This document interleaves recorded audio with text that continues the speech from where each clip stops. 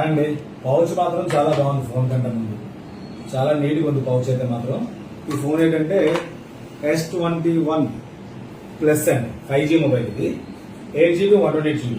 తర్వాత మీరు phone pay చేస్తే ఎక్కడికైనా కొరియర్ చేస్తున్నాం. తర్వాత లోకల్ కస్టమర్స్ కోసం అందుబాటులో ఉండడానికి మా కొత్త ఆఫీస్ అనమాట, షోరూమ్, కొత్త షోరూమ్.